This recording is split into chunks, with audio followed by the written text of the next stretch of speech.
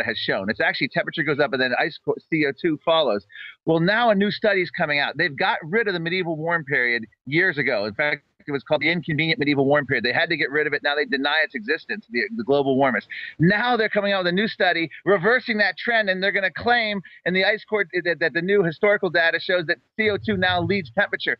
They've gone back. They're monkeying with more of the data now, and they've also gone back and changed years. They've gone back now to the 90s and are changing temperature data, saying now that other years, more recent years, are hotter now than the 1998, which was previously the hottest year, the UN temperature data.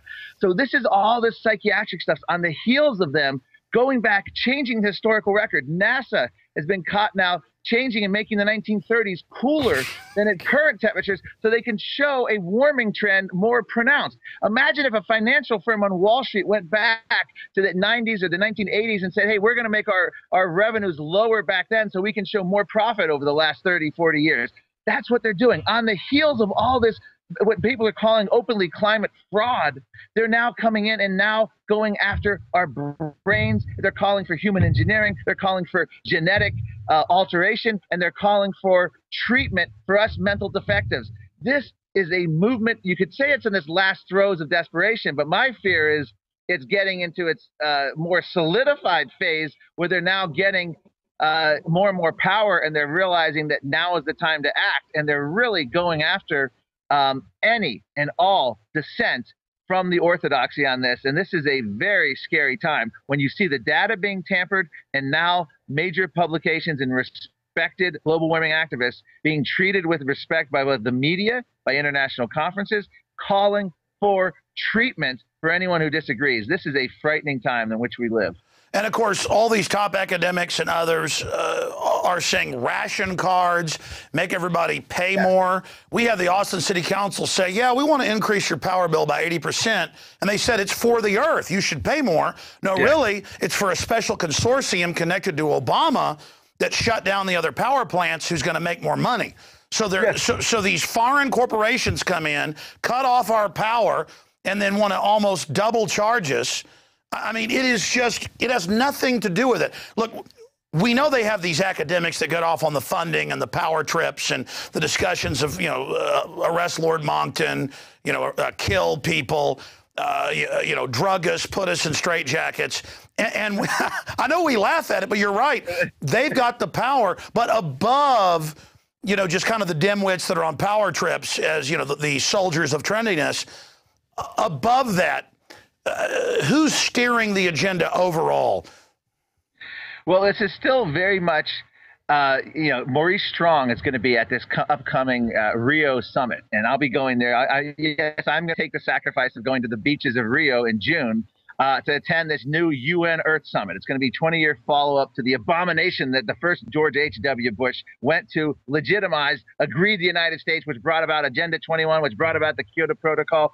We have nothing but the first George Bush to thank for this United Nations legacy. So much of this is emanating from there, from the top of that, and they're going to now roll climate change into species extinction, deforestation, resource extraction. And the United Nations, he who controls carbon controls life. Well, he who controls all aspects of life is going to control life. And that's what the UN is now achieving, striving for. They're going to be with going after species and land use. They're going to be able to control transportation, seaways, agriculture, all the way across the board, much beyond what they were able to do with climate. And they're going to roll climate into this agenda. And this is going to be their next agenda going forward, as climate is going to still be front and center, but they're going to roll it into this, and they're going to expand these other issues because they're having trouble propagandizing because the data isn't there to support global warming. So they're going to mix it in with everything else. And it's a question of where we stand. Is a President Romney, for example, who's going to be surrounded by all these warmed over George Bush global warming believing people like James Connaughton. Those are who's advising Mitt Romney on on his campaign, former George Bush people who were big United Nations global warming supporters. So we have a frightening scenario. And I would argue, and I'll tell you this, Alex, I'll say this seriously, many of the people I used to work in the Senate with do not agree with me, don't like me saying this. You could almost argue we would be safer with Obama as president in a second term with a united Republican opposition based on partisanship, not principle, than you would be with a Republican like Mitt Romney, surrounded with a bunch of people who believe in global warming, and Republicans forced to support him because they, quote, have to support the president and support their team.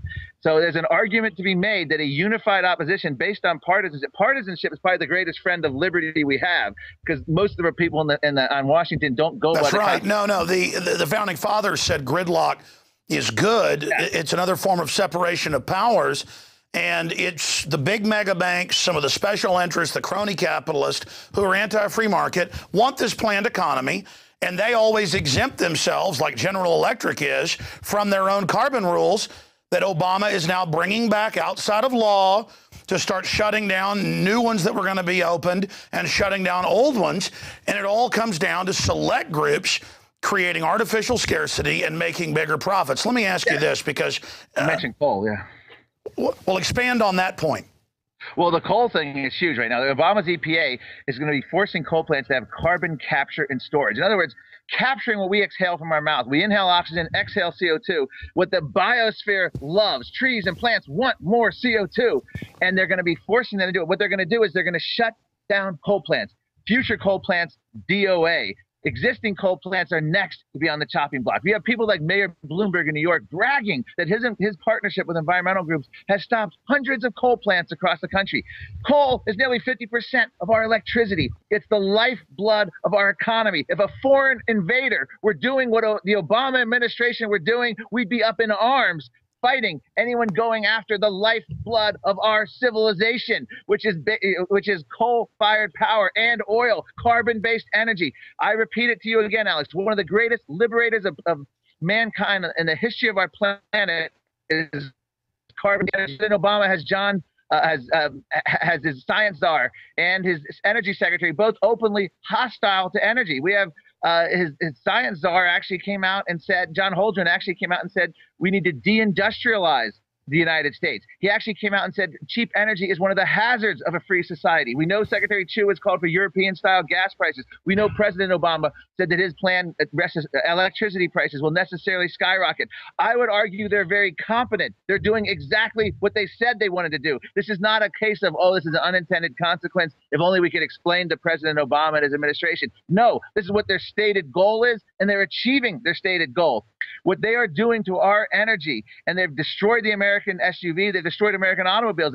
It's economic espionage, but it's worse. They're globalists like Maurice Strong, who have moved everything to communist China. They get 3 new plants a week. We don't get 3 a year. It's simple. Right. They've moved everything to China. They're shutting us off. And I say to the environmentalist, I say, hey, if they're building new plants there that don't have any scrubbers, and so the same carbon's going out in the same atmosphere, isn't it good to have it here with some of the reasonable things they put on the last 50 years? And they just will not hear me. I'm like, yeah, okay. Any coal plants built in the United States are going to be radically improved and much cleaner than previous generation ones. Instead, you're right. They're relocating. It's the same thing with the Keystone Pipeline, others. It's all going to end up going to Asia and other parts of the world that don't have anywhere near the stringent environmental standards that we have. Keep in mind, since 1970, we've radically improved our air and water quality while at the same time increasing our population and economic growth. The two are mutually beneficial. If you look back at the old failed socialist regimes like in Eastern Europe, where they had the worst technology, the most polluting technology, statism leads to the worst environment. So now we're faced with Obama putting $80 billion in a stimulus, trying to pick winners and losers through the political process, going to worthless waste of money on solar and wind power. Solar and wind competed with carbon-based energy, and they had their asses kicked repeatedly. And now people think, well, if only they had enough money. Well, look at the numbers. No matter how much subsidies they throw into wind and solar, they don't produce the energy that we need. And they actually have major environmental problems. In the Mojave Desert, windmills are the same imprint, same damage to the environment as a mining industry. Solar power is not producing more energy. Well, that's like these idiots that say electric cars are great and they feel all good about it. It's electricity generated by coal that they're getting in the car, and the windmills don't deliver the power. But again, it's not meant to really work. It's meant to shut down their competition and just give billions to their friends who half the time, as you know, don't even build anything. It's just pure looting. The Fisker Karma electric car, the luxury car, $100,000, was more than Solandra got. It got, I think Solandra got 527 or 528. This got like $529 million. Al Gore's companies were the ones behind pushing it. It failed its first test with Consumer Reports. The entire car died. This is a boutique vehicle. Hollywood celebrities like Justin Timberlake and Al Gore, the only ones that can afford it. And beyond that, the car is actually made in Finland. So it's not even U.S. jobs. And CBS News, of all places, did the analysis. 80% of these green stimulus funds all came from former Obama campaign donors. This is crony capitalism at its worst. So again, they're taking away our energy. They're going to destroy our economy. At the same time, they're monkeying fraudulently with the global warming data and theory, changing CO2 versus temperature, changing past temperature data, changing what years were hot, what years were cold. At the same time, they're now going after our brains, and they're calling all their opponents mental defectives. This has all the hallmarks of a totalitarian movement. Well, that was my next question for you.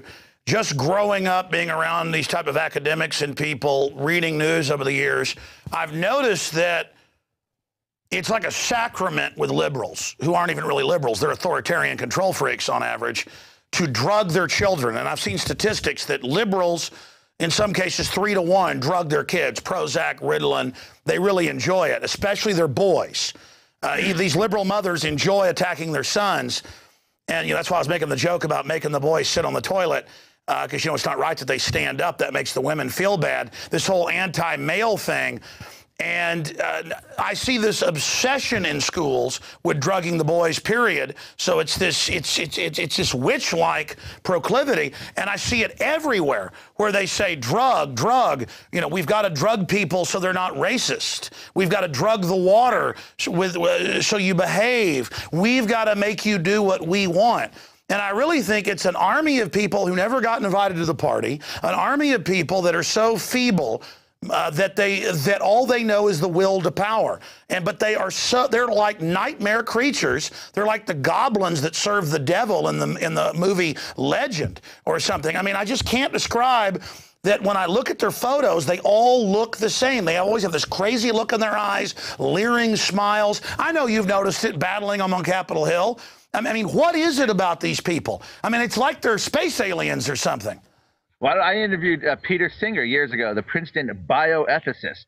And whenever you hear the word ethicist with a professor, you had to run, because it's usually... That's the folks saying kill babies up to age 3. That's right. Yes, he believes that they have the same right, that chimpanzees have more rights than baby humans. And he also talks about how animals can consent to have sexual relations with humans. I mean, this guy is a hero of the intellectual left. And this is the kind of people that pass as their intellectual leaders. And so at some point he says Christianity is harmful to animals.